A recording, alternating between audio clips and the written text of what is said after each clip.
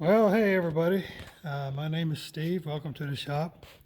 This is the first in what I hope will be a series of videos about these old Farmall tractors of mine and some of the details, some of the modifications, some of the history.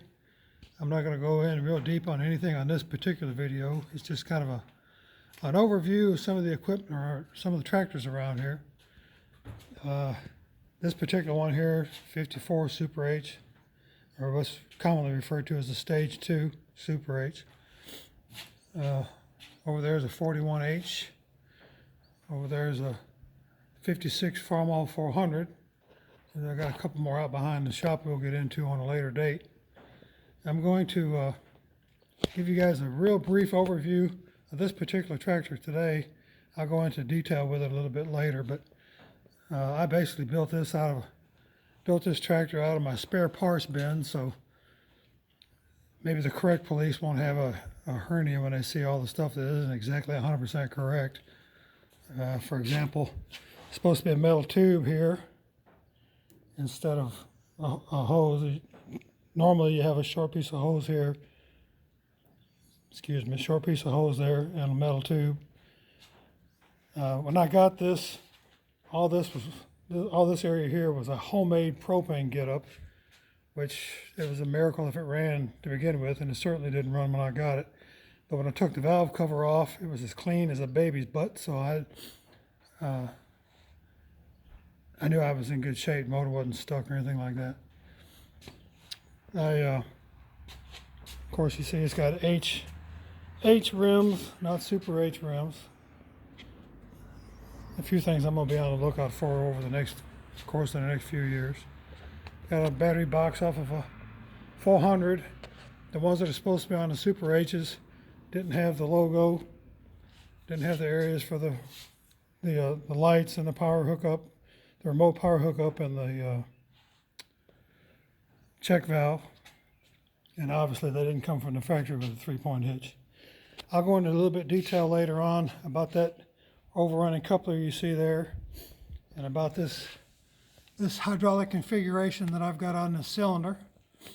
It's kind of obvious it's for remotes, but I'll break that down a little bit later. Yeah, let me see what else. I installed that 3-point hitch that you just saw there.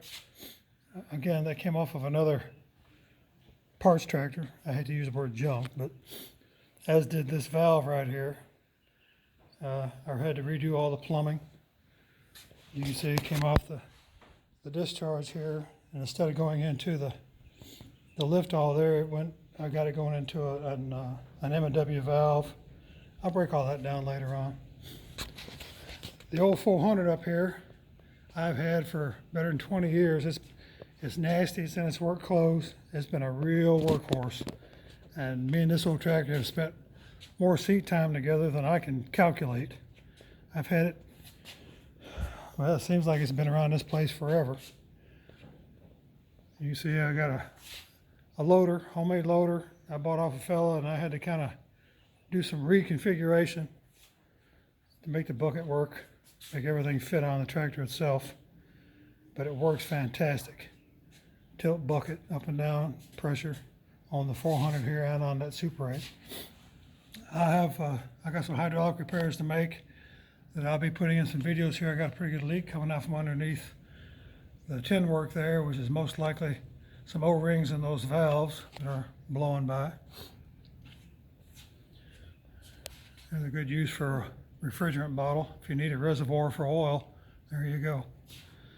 This particular tractor here, 41H, the first tractor I ever owned. I bought it in 1985, kept it for a couple of years, sold it, and found it in Camden, Tennessee a couple of years ago, and I set to rebuilding it. I hate to use the word restore, but because that word is too often linked to nothing but a paint job. But this particular engine here, particular tractor here, 2 pistons were stuck tight, so I ended up I just went on and rebuilt the entire engine, clutch and everything, rebuilt the transmission, the whole ball of wax. If you notice this crazy looking steering box and this odd looking front end, as well as this front lift, that you see here, this boom pole is attached to it. I built all this stuff when I'm in my 60s now, and I built all this stuff when I was in my mid-20s. So hopefully you can forgive this is my first tractor, my first fabrication work of any kind. I just built it all out of my head. I took a bunch of parts off of W4. There's going to be a series of videos here later on where I'm going to put all this, with the exception of the hydraulics here and this lifting mechanism. I'm going to leave that on. You can look down here, you'll see where a blade, and I've got the blade out back. A blade will actually hook into that and come up. The risers will hook onto here to pick the blade up and down. But I'm going to be doing away with all this business underneath. Get rid of this W4 front end. I'm going to go back to an original tricycle. And I'm going to be finished cutting all this stuff off nice and smooth. I'll leave nothing but this up here so I can maintain what amounts to a 3-point hitch, I guess you could say, on the front of the tractor instead of the back. Just go around back here. Still on the drawbar. There's that crazy looking. It's ironic, when I got this tractor, it already had the W4 back plate on it, so all this stuff just bolted right in. I didn't have to change anything. This tractor here, I put the live hydraulics on it, and I got off of another parts tractor, and obviously I had to go with a vertical distributor, so there would be room to fit all this business in this area here. And the International Harvester hydraulic valve there to operate everything. Toolbox, lights, everything works, everything's fine, runs like a sewing machine. Can't complain. The history behind it is worth more to me than the tractor is actually worth. It's not every day a man can find the first of anything that he owned when he was young, much less 30 some odd years later. When I found it on Facebook Marketplace, I about hurt myself trying to get to it, but I couldn't let the guy that owned it know that it was my first tractor. He'd jack the price up on me. So, but anyway, here she is. I'll be going into detail on some of these things that I've done and some more videos. Hopefully you guys will stay tuned. Thanks.